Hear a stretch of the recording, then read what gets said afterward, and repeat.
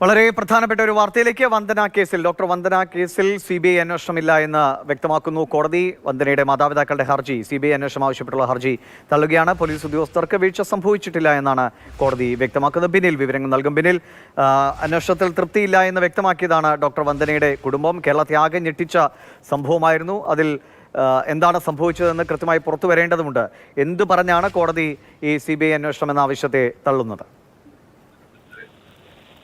Doctor വന്ദനാദാസിന്റെ കൊലപാതകത്തിന്റെ എല്ലാ വിശദാംശങ്ങളും ഹൈക്കോടതി പരിശോധിച്ചിരുന്നു. അതിനുശേഷമാണ് ഈ കേസിൽ 89 ദിവസത്തിന് ശേഷം പോലീസ് പ്രത്യേക അന്വേഷണ സംഘം കുറ്റപത്രം നൽകിയതാണ്.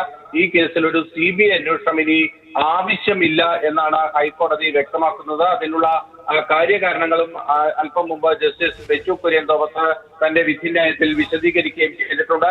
പോലീസ് ഉദ്യോഗസ്ഥരുടെ ഭാഗത്ത് ഗുരുതരമായ വീഴ്ചകൾ വരികയും അവരുടെ ഭാഗത്ത് ഒരു ക്രിമിനൽ കുറ്റകൃത്യം ബോധ്യപ്പെടുകയും ഒക്കെ ചെയ്യുന്ന ഘട്ടത്തിലാണ് ഒരു കേസ് CBIക്ക് കൈമാറേണ്ടതുള്ളത്. പക്ഷേ വന്ദനാദാസിന്റെ കൊലപാതകവുമായി ബന്ധപ്പെട്ട കേസിൽ പ്രതി സന്ദീപിനെ ആശുപത്രിയിൽ എത്തിച്ച പോലീസുകാരുടെ ഭാഗത്ത് അത്തരത്തിൽ ഏതെങ്കിലും തരത്തിലുള്ള ക്രിമിനൽ കുറ്റകൃത്യം അവരുടെ ഭാഗത്ത് ഉണ്ടായിട്ടുണ്ട് എന്ന് തെളിയിക്കാൻ കഴിഞ്ഞിട്ടില്ല. അത്തരത്തിൽ ബോധ്യപ്പെടുന്ന ഒരു തെളിവും കോടതിക്ക് മുന്നിലേക്ക് വന്നിട്ടില്ല. അവർ പ്രതിയെ അവിടെ എത്തിച്ചിട്ടുണ്ട്. അതിനുശേഷം ആ സംഭവത്തിന് ഉണ്ടായ സാഹചര്യങ്ങളൊക്കെ തന്നെ വ്യക്തമാണ്. അവിടെ ഈ പോലീസ് ഉദ്യോഗസ്ഥരുടെ ഭാഗത്ത് നിന്ന് ഏതെങ്കിലും തരത്തിലുള്ള ഒരു ക്രിമിനൽ കുറ്റം ഉണ്ടായിട്ടില്ല. അതുകൊണ്ട് തന്നെ ഈ കേസ് മറ്റൊരു ഏജൻസി അന്വേഷിക്കേണ്ട ആവശ്യമില്ല എന്നതാണ് ഹൈക്കോടതി ഇപ്പോൾ വ്യക്തമാക്കിയിരിക്കുന്നത്. നേരത്തെ സംസ്ഥാന സർക്കാർ തന്നെ ഇതിൽ വിശദമായ സത്യവാങ്മൂലം നൽകിയിരുന്നു. പോലീസ് അന്വേഷണത്തിന്റെ മുഴുവൻ വിശദാംശങ്ങളും കോടതിക്ക് കൈമാറിയിരുന്നു. അതെല്ലാം പരിശോധിച്ച ശേഷമാണ് നിലവിൽ ഈ കേസിൽ ഒരു CBI അന്വേഷണത്തിന്റെ ആവശ്യമില്ല എന്ന് കോടതി കണ്ടെത്തിയിരിക്കുന്നത്. ഡോക്ടർ വന്ദനയുടെ മാതാപിതാക്കൾ CBI അന്വേഷണം ആവശ്യപ്പെട്ട് ഹൈക്കോടതിയിലെത്തിയത്. ഡോക്ടർ വന്ദനയുടെ മാതാപിതാക്കൾക്കും കോടതി മുമ്പാകെ ഇതൊരു മറ്റൊരു ഏജൻസിക്ക് കൈമാറാൻ ഫിറ്റായിട്ടുള്ള ഒരു കേസാണ് എന്ന രീതിയിലേക്ക് മതിയായ തെളിവുകൾ കൊണ്ടുവരാൻ കഴിഞ്ഞിട്ടില്ല എന്നുകൂടി കോടതി വിലയിരുത്തിയിട്ടുണ്ട്. അതുകൊണ്ടാണ് നിലവിലുള്ള അന്വേഷണത്തിൽ കോടതി തൃപ്തി രേഖപ്പെടുത്തുകയും ആ അന്വേഷണത്തിന്റെ ഭാഗമായിട്ടുള്ള കുറ്റപത്രം കോടതിയിലേക്ക് എത്തുകയും ചെയ്തിട്ടുണ്ട് എന്ന് കോടതി വ്യക്തമാക്കിയിരിക്കുന്നത്. സുപ്രീം കോടതിയുടെ മുന്നുത്തരവുകളടക്കം കോടതി ഇതിൽ വിശദീകരിച്ചിട്ടുണ്ട്. അതായത് പോലീസിനെതിരെ ആരോപണം വരുന്ന ഒരു കേസിൽ സ്വാഭാവികമായും മറ്റൊരു ഏജൻസി നീതിയുക്തമായ ഒരു അന്വേഷണത്തിന് കേസ് അന്വേഷിക്കേണ്ടതുണ്ട്. പക്ഷേ ഇവിടെ പോലീസ് ഉദ്യോഗസ്ഥരുടെ ഭാഗത്ത് നിന്ന് അത്തരത്തിലൊരു വീഴ്ച പ്രകടമായിട്ടില്ല. അതുകൊണ്ട് തന്നെ ഈ കേസ് CBIക്ക് കൈമാറേണ്ടതില്ല. ഈ കേസിന്റെ അന്വേഷണം ഒരു പ്രത്യേക അന്വേഷണ സംഘം തന്നെ നടത്തുകയും അവർ 90 ദിവസം തികയുന്നതിന് മുൻപ് തന്നെ പ്രതി സന്ദീപിനെതിരെ കുറ്റപത്രം നൽകുകയും ചെയ്തിട്ടുണ്ട്. ഈ കൊലപാതകത്തിൽ പ്രതി സന്ദീപ് അല്ലാതെ മറ്റാരും നേരിട്ട് പങ്കെടുത്തതായി യാതൊരുവിധ തെളിവുകളുമില്ല. പോലീസ് ഉദ്യോഗസ്ഥരുടെ ഭാഗത്ത് വീഴ്ച വന്നിട്ടുണ്ടെങ്കിൽ ആ വീഴ്ച ഒരു കുറ്റകരമായ വീഴ്ചയല്ല, ബോധപൂർവം ഒരു ക്രിമിനൽ ആക്ടിന്റെ ഭാഗമായിട്ടില്ല. അതുകൊണ്ട് തന്നെ ഈ കേസ് CBIക്ക് കൈമാറേണ്ടതില്ല എന്നാണ് ഹൈക്കോടതി ഇപ്പോൾ ഉത്തരവിട്ടിരിക്കുന്നത്. ബിനിൽ, ഇങ്ങനെ ഒരു ആവശ്യം മുന്നോട്ട് വയ്ക്കുമ്പോൾ വന്ദനയുടെ മാതാപിതാക്കൾ, അവരെ പ്രതിനിധീകരിക്കുന്ന അഭിഭാഷകൻ എന്തൊക്കെ കാരണങ്ങളാണ് നിരത്തിയത്? ഇപ്പോൾ ഇയാളെ അവിടെ ആശുപത്രിയിലേക്ക് എത്തിക്കുന്നു, അവിടെ ഉണ്ടാകുന്ന അക്രമ സംഭവങ്ങളിൽ പോലീസിന്റെ ഇടപെടൽ വേണ്ട രീതിയിൽ ഉണ്ടായില്ല തുടങ്ങിയ കാര്യങ്ങളൊക്കെയാണല്ലോ വിമർശനങ്ങളായി ഉയർന്നത്. എങ്ങനെയൊക്കെയാണ് ഈ കാര്യങ്ങളെ കോടതിയുടെ മുന്നിൽ അവതരിപ്പിക്കാൻ അവർ ശ്രമിച്ചത്? ഡോക്ടർ വന്ദനയുടെ മാതാപിതാക്കളുടെ ഹർജിയിലെ പ്രധാനപ്പെട്ട ആരോപണം ഈ അന്വേഷണത്തിൽ വീഴ്ചയുണ്ട്, ഈ പോലീസ് ഉദ്യോഗസ്ഥരുടെ ഭാഗത്ത് ഗുരുതരമായ വീഴ്ച സംഭവിച്ചിട്ടുണ്ട്, അതിലേക്കൊന്നും അന്വേഷണം പോയിട്ടില്ല. അതുകൊണ്ട് തന്നെ സ്വതന്ത്രവും നീതിയുക്തവുമായ ഒരു അന്വേഷണത്തിന് വേണ്ടി കേസ് CBIക്ക് കൈമാറണമെന്നതായിരുന്നു അവരുടെ ആവശ്യം.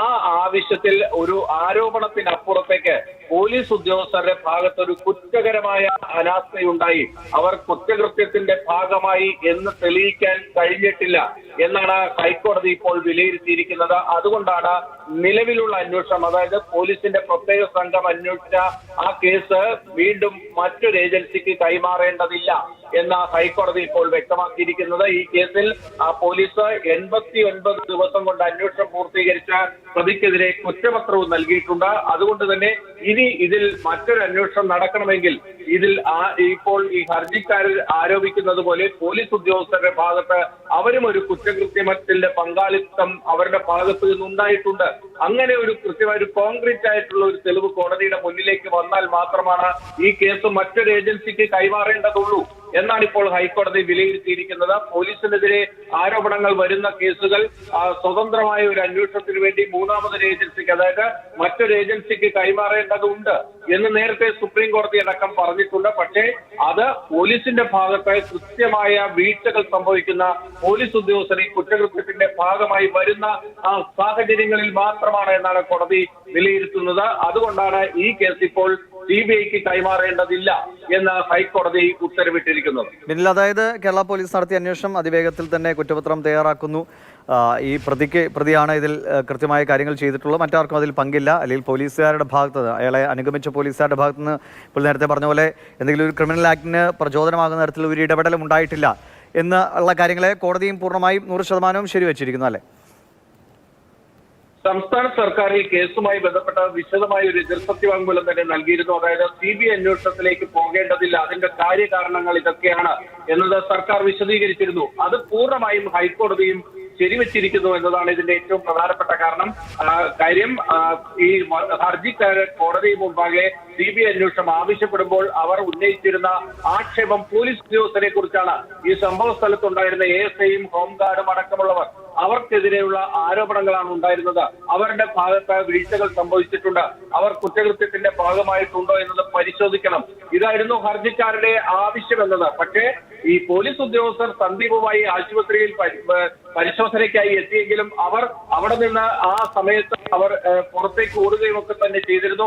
അതൊന്നും തന്നെ ഒരു കുറ്റകൃത്യത്തിന്റെ ഭാഗമല്ല. അവർ ഇതിൽ അവരുടെ ഭാഗത്ത് പറയുകയാണെങ്കിൽ പോലീസ് ഉദ്യോഗസ്ഥരും സർക്കാരും ഒക്കെ പറയുന്നത് അവർ ഈ പ്രതിയെ കീഴ്പ്പെടുത്താനുള്ള മറ്റ് മാർഗങ്ങൾ തേടിയാണ് അവർ അങ്ങോട്ടും ഇങ്ങോട്ടും ഒക്കെ പാഞ്ഞു പോയത് എന്നതാണ്. പക്ഷേ അതൊരു കുറ്റകൃത്യത്തിന്റെ ഭാഗമായി അവരുടെ പങ്കാളിത്തമായി കാണാൻ കഴിയില്ല എന്നാണ് ഹൈക്കോടതി വിലയിരുത്തിയിരിക്കുന്നത്. അതുകൊണ്ടാണ് ഇതിൽ മറ്റൊരു ഏജൻസിയുടെ അന്വേഷണം ആവശ്യമില്ല എന്ന് ഹൈക്കോടതി ഇപ്പോൾ ഉത്തരവിട്ടിരിക്കുന്നത്. കേസിലെ ഏക പ്രതിയായി സന്ദീപിനെയാണ് കണ്ടിരിക്കുന്നത്. മറ്റ് ആർക്കെങ്കിലും ഇതിൽ പങ്കുള്ളതായി യാതൊരുവിധ തെളിവും ഇതുവരെ പുറത്തു വന്നിട്ടില്ല. അതുകൊണ്ട് തന്നെ കുറ്റപത്രം സമർപ്പിച്ച ഒരു കേസ് മറ്റൊരു ഏജൻസിക്ക് വീണ്ടും അന്വേഷണത്തിന് കൈമാറേണ്ട യാതൊരു സാഹചര്യവും നിലവിലില്ല എന്ന് കണ്ടെത്തിക്കൊണ്ടാണ് ഹൈക്കോടതി ഇപ്പോൾ ഡോക്ടർ വന്ദന ദാസിന്റെ മാതാപിതാക്കളുടെ ഹർജി തള്ളിയിരിക്കുന്നത്. ശരി, ബിനിലാണ് വളരെ വിശദമായി തന്നെ കാര്യങ്ങൾ വ്യക്തമാക്കിയത്.